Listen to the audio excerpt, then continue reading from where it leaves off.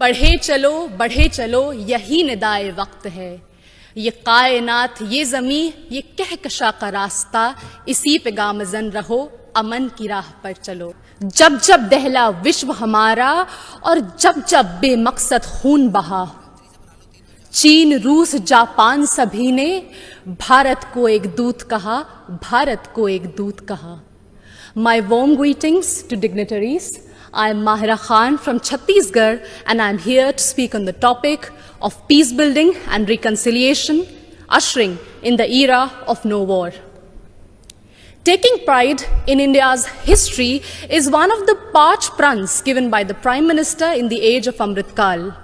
And looking back at history, it is a proof that India has always been a harbinger of peace. No war does not mean that we have no reason to fight war. It only means that we give importance to peace by following values of compassion and forgiveness. It was the value of compassion that even after winning the war in Kalinga, Samrat Ashok decided to never wage a war and spend his entire life to preach the message of peace to countries as far as Greece. It was the value of forgiveness that even after the British sent our soldiers to world wars and our farmers to famines, Mahatma Gandhi still chose ahimsa and satyagraha for independence. Taking inspiration from India, Nelson Mandela also chose to forgive the apartheid regime in South Africa. My dear audience, like this year's theme, India for the World, India not only preaches but also practices Vasudhaiva Kutumbakam. In India's G20 presidency, we advocate for a multilateral world in which no one country dominates another country. When China dominated Indo-Pacific, India rushed to help and support ASEAN countries. It acted east. When Sri Lanka needed loans, India was the first to give assurance to IMF. It showed that we believed in neighborhood first. And when Turkey, Syria were hit by deadly earthquakes, India rushed for their aid. It showed our brotherhood. Remember, in 1945, after testing the first atomic bomb, Oppenheimer quoted from Bhagavad Gita, "Now I have become death, the destroyer of worlds."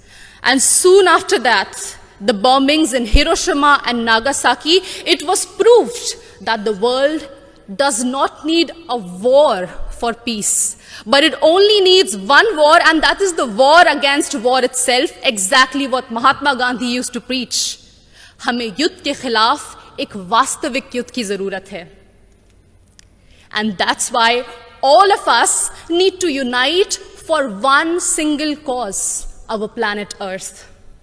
The conflicts in West Asia, Africa, and the constant quest for world dominance between USA and China are doing no good for sustainable and equitable development.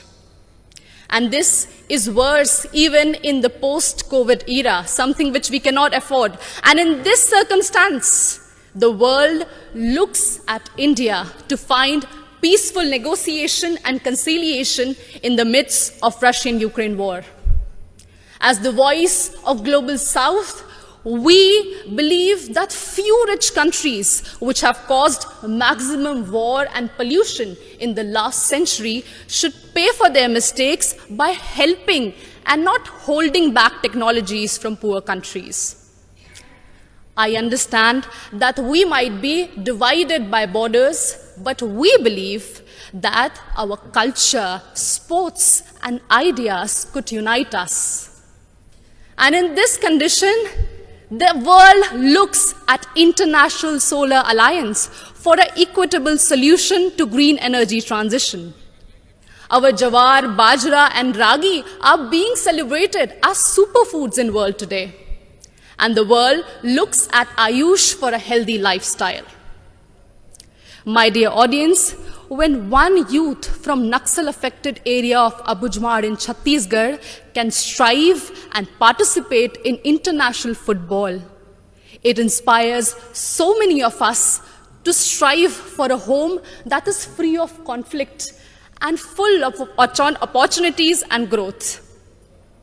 In us, in each of us, lies immense ability to solve any internal or external conflicts through peace, passion, and compassion. बढ़े चलो यही निदाए वक्त है, ये कायनात ये ज़मी ये कहकशा का रास्ता, इसी पे गामज़न रहो, अमन की राह पर चलो. Thank you so much.